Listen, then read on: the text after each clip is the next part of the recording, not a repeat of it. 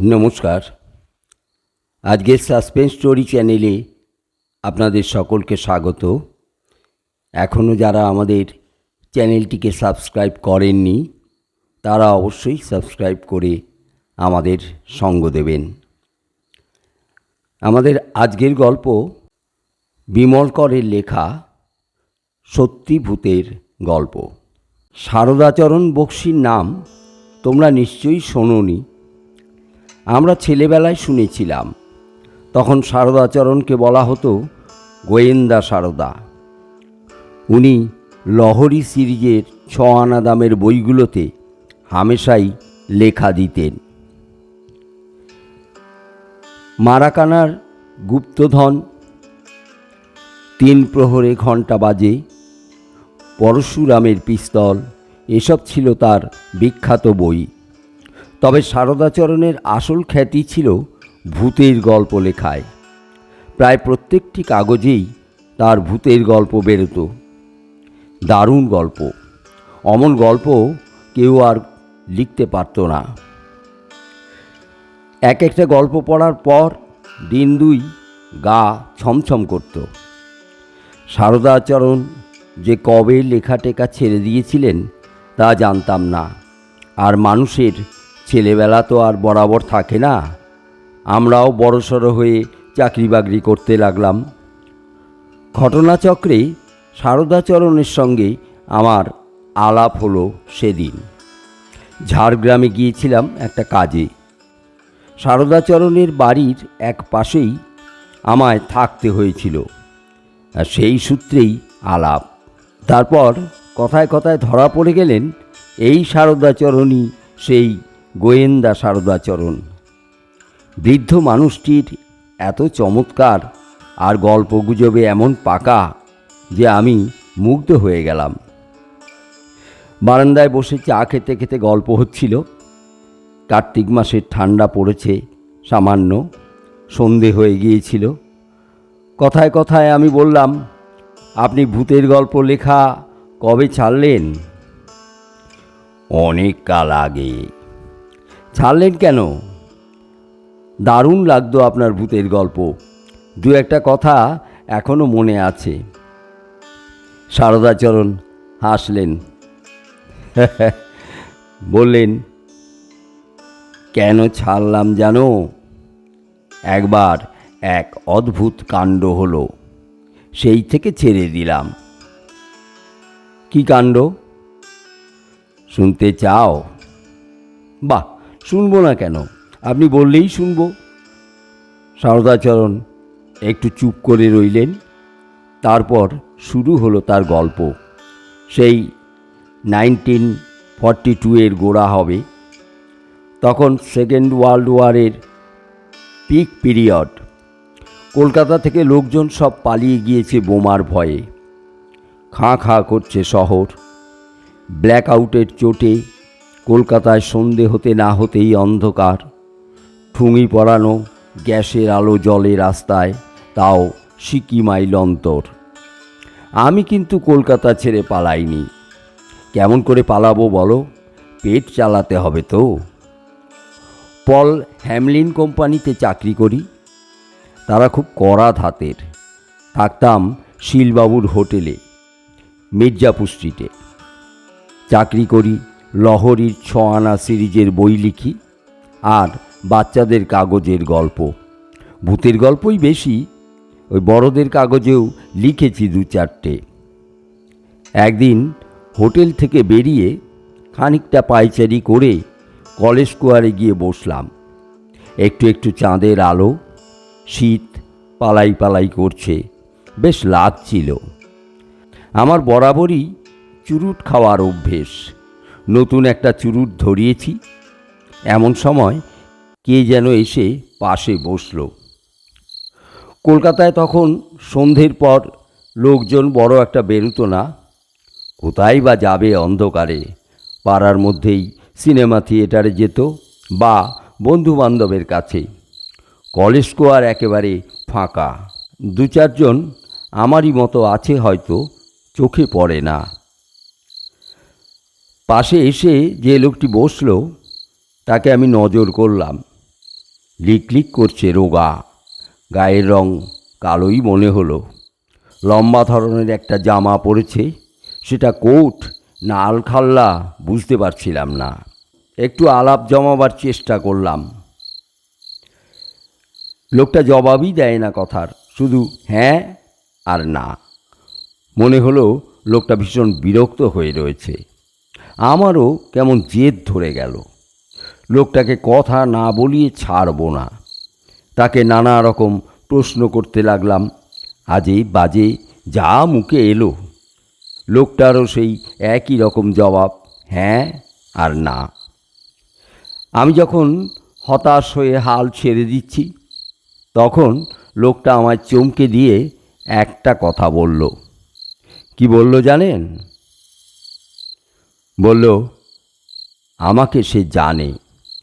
আমার নাম সারদাচরণ বক্সী। আমি শীলবাবুর হোটেলে থাকি। শুনে আমি অবাক, লোকটা কি গোয়েন্দা নাকি? তারপরই লোকটা বলল, আপনি মশাই যা জানেন না তা লেখেন কেন?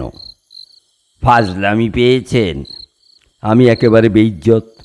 বলে কি লোকটা? চোটে মোটে বললুম, আমি কি লিখি বলুন তো? যত ছাই পাঁশ। শুনলে কথা, রাগে গা জ্বলে উঠল। মনে হলো এক চড়ে লোকটার বদন বিগড়ে দিই। একেবারে অসভ্য। কোনো রকমে রাগ চেপে বললাম, মশাইয়ের কি ছাই তোলার অভ্যেস আছে? আমার কি আছে আপনার জেনে দরকার নেই। বেশ তো করে খাচ্ছিলেন। 3 রাতে 3 খুন, মৃত্যু ফাদলিকে। ওই গল্পের গরু তরতর করে গাছে উঠছিল, তা মরতে আমাদের দিকে হাত বাড়ালেন কেন? রাগে পিত্তি জ্বলছিল আমার।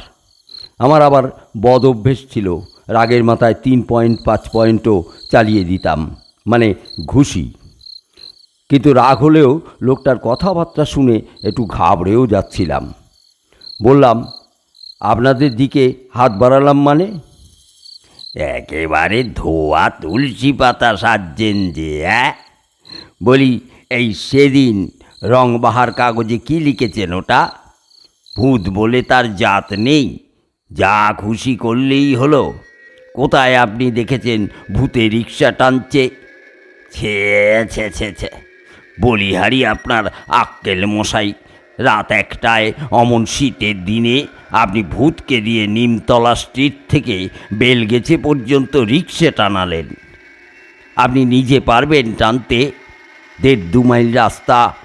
ছি ছি ছি ছি ছি। আমি একেবারে হয়ে গেলাম লোকটার কথা শুনে। কথাটা তো মিথ্যে বলেনি। একেবারে হালে রংবাহার পত্রিকায় আমার একটা ভূতের গল্প বেরিয়েছে। তাতে বাস্তবিক এক ভূতের রিক্সা আর রিক্সাওয়ালার কথা রয়েছে। রাগ একটু কমলো। বললাম, কেন, ভূতের রিক্সা টানতে পারে না? না, কভি নেই। আপনি মশাই বড় বেগ কেলে নিজে ফুসফুস করে চুরুট ফুঁকছেন। কই, আমাকে তো ভদ্রতা করে একটা দিচ্ছেন না। একটা চুরুট ছাড়ুন। এবার আমার হাসি পেল। আচ্ছা, মজার লোক তো। একটা চুরুট তাকে দিলাম, দেশলাইও। লোকটা অন্যদিকে মুখ ফিরিয়ে চুরুটটা ধরিয়ে নিল। আমি বললাম, আপনি আবার গল্প টল্প পড়েন? বাধ্য হয়ে। কেন? বাধ্য হয়ে কেন? ওটা আমার চাকরি। আপনি কি রংবাহার কাগজে কাজ করেন? রণদাবাবুর? না না, ওই রণদা টনদা কিছু নয়। ওই রণদা বাবুকেও একদিন শিক্ষা দিতে হবে। বাপের পয়সায় কাগজ করে গাধাটা সম্পাদক হয়েছে। ওর বাবা গঙ্গাবাবু প্রায়ই দুঃখ করে বলেন, ছেলেটার কপালে অশেষ দুর্গতি লেখা আছে। বলে কি লোকটা? রণদাবাবুর বাবা মারা গিয়েছেন বছর কয়েক। তার সঙ্গে এই লোকটার দেখা হওয়ার কথা নয়। ডাহা মিথ্যে বলছে। বললাম, রণদাবাবুর বাবা তো স্বর্গে। আমি কি মর্তে থাকার কথা বলছি? মায়ের কাছে মামা বাড়ির গল্প। লোকটার কথাবার্তা থেকে মনে হচ্ছিল ও যেন আমাকে ধমকাবার জন্যই এসেছে। বলতে যাচ্ছিলাম, রণদাবাবুর বাবার সঙ্গে আপনার কি কোনো টেলিফোন কানেকশন আছে? আমাকে কথা বলতে না দিয়ে লোকটা বলল, কদিন আগে বেনুবিনা কাগজে আপনি কি অখাদ্য লেখায় লিখেছেন, ছ্যা ছ্যা ছ্যা ছ্যা, রেল স্টেশনে ওয়েটিং রুমে ভূত ঢুকিয়েছেন, তাও আবার গোসলখানায়। কেন মশাই, ভূত কি রেলের জমাদার না ঝাড়ুদার? আপনার মতো নীরের মাথা আমি আর দেখিনি। আমি হাঁ করে লোকটাকে দেখতে লাগলাম। অন্ধকারে যেটুকু ঝাপসা জ্যোৎস্না ফুটেছে তাতে তাকে অস্পষ্টই দেখাচ্ছিল। লোকটা দেখি টপাটপ গল্প বলে দিচ্ছে। হঠাৎ আমার মনে হলো, রংবাহার আর বেনুবিনা কাগজ দুটো আলাদা হলেও ছাপা হয় একই প্রেসে। লোকটা নিশ্চয়ই ছাপাখানার লোক, ছাপাখানায় কাজ করে।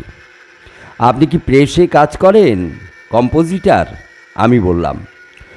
কম্পোজিটার কেন? না, বলছিলাম মানে ছাপাখানার কম্পোজিটার হলেই তাকে সবই পড়তে হয়। আপনি পটাপট এত গল্পের কথা বলে যাচ্ছেন। চ্যাংরামি করছেন। লোকটা খেকিয়ে উঠল। কম্পোজিটার? আপনার সব কটা ভূতের গল্পের ভূতদের কথা আমি বলে দিতে পারি। বলবো? বলে লোকটা চুরুটে গোটা পাঁচেক টান মারল, কাশলো খক খক করে। তারপর বলল, আপনার একটা ভূত ট্রাফিক পুলিশের কাজ করছে। লোয়ার সার্কুলার রোডে তার জন্য দুটো বাস মুখোমুখি ধাক্কা লাগিয়েছে। এরকম হয় না, ভূতরা মানুষের মতন অত বাজে ট্রাফিক পুলিশ হয় না। আপনি আর একটা যা কাণ্ড করেছেন, ওই লাশ কাটা ঘরে একটা ভূতকে দিয়ে অনবরত হা হা হা হা হি হি হি হি করে হাসিয়েছেন। ভূতরা আপনাদের মতো হা হা হা হা হি হি হি হি করে হাসে না। তারা দাঁত বার করে হাসতে শেখেনি। ওই লাশ কাটা ঘর দেখেছেন কখনো জন্মে? তার গন্ধ শুকেছেন? গল্পটা পড়ে আপনাকেই কাটতে ইচ্ছে করছিল। আপনি অদ্ভুত লোক মশাই, ছাই ফেলতে ভাঙা কুলোর মতন যত রাজ্যের বাজে নোংরা কুৎসিত কাজ ওই ভূতেদের দিয়ে করিয়েছেন। যেন মানুষরা কত ভালো, তারা সব ভালো ভালো কাজ করে। বোলপুরের সেই গল্পটার একটা বুড়ো ভূতকে রাস্তায় দাঁড় করিয়ে আপনি তেলে ভাজা খাইয়েছেন, আর নিজেরা খেয়েছেন অমলেট। তার রেজাল্ট কেমন হয়েছিল মনে আছে তো? কলেরা হতে হতে বেঁচে গিয়েছেন। আপনি খুবই বাজে লোক। ভূতকে দিয়ে সংস্কৃত বলিয়েছেন। পৃথিবীতে কোনো ভূতই দু তিনটে ভাষা বলতে পারে না। সংস্কৃত পারে না, পুস্তু পারে না, জার্মান পারে না। কেন পারে না জানেন না? আপনাকে জ্ঞান দেওয়া বৃথা। আপনি গবেট টাইপের। যাকে ওই দুটো কথা বলতে এসেছি, বলে চলে যাই, দেরি হয়ে যাচ্ছে। আমি চুপ, মুখে কথা আসছিল না। লোকটা বলল, শুনুন, যা বলছি তার অন্যথা করবেন না। খুন, পিস্তল, গুম খুন সেসব নিয়ে যত খুশি লিখুন, কেউ কিছু বলতে আসবে না, কিন্তু ভূত নিয়ে নয়। আপনারা বাঙালি লেখকরা ভূত নিয়ে ভেলকির গল্প ফাঁদছেন, না হয় হাসি মস্করা করছেন। সাহেবরা এমন নোংরা কাজ করে না। তাদের ভূতরা ভদ্রলোক। দু চারটে হাই ক্লাসের ভূতের গল্প মেরে লিখলেও তো পারতেন। যত সব। আচ্ছা, চলি, অনেক দূর যেতে হবে। তবে যা বললাম মনে রাখবেন, আর ভূতের গল্প লিখবেন না। লিখলে এমন শিক্ষা পাবেন যে নবাবের মতো পার্কে বসে বসে চুরুট ফুঁকতে হবে না। লোকটা উঠে দাঁড়ালো। তাড়াতাড়ি বললাম, আপনার পরিচয় স্যার?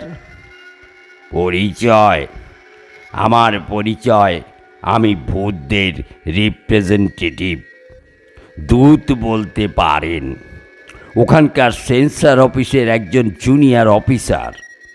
সদ্য গিয়েছি। আরে মশাই, গত বছর ওই মিলিটারিতে চাকরি পেয়েছিলাম। ফোর্ট উইলিয়ামে আমার পোস্টিং ছিল। মিলিটারি সেন্সার অফিসে এক হুদো আর্মি অফিসার আমায় তার ট্রাকে চাপা দিয়ে দিল। সঙ্গে সঙ্গে পঞ্চত্ব। সাইডে যেতেই ওরা আমাকে ওদের সেন্সার অফিসে কাজে বসিয়ে দিল। যাকগে যাক, চলি। আপনি ওই ভূতদের মান সম্মান ইজ্জত তো নষ্ট করেছেনই, তার উপরে বাচ্চা কাচ্চারাও যে ভূতকে শ্রদ্ধার চোখে দেখবে তারও 12টা বাজিয়েছেন। আমায় বলা হয়েছিল আপনাকে ওয়ার্নিং দিয়ে দিতে, সাবধান করে দিলাম আপনাকে। আচ্ছা, চলি। লোকটা চলে গেল। আমি হাঁ করে বসে থাকলাম। সারদাচরণ তার গল্প শেষ করলেন। আমি হাসতে হাসতে বললাম, লোকটা কে? জানি না বাপু, তবে ভূতের গল্প আর লিখিনি। ভয়ে? না, ভয়ে নয়। ও মনে হলো আমি ভূতের গল্প লিখলে ওই লোকটার অন্ন মারা যাবে। সারদাচরণ হেসে উঠলেন। এখানেই গল্পটা শেষ। গল্পটা কেমন লাগলো অবশ্যই আমাদের কমেন্টে জানাবেন। আমাদের গল্পগুলো বা ভিডিওগুলো যদি ভালো লেগে থাকে তবে অবশ্যই আমাদের চ্যানেলটিকে লাইক ও শেয়ার করতে ভুলবেন না। ধন্যবাদ।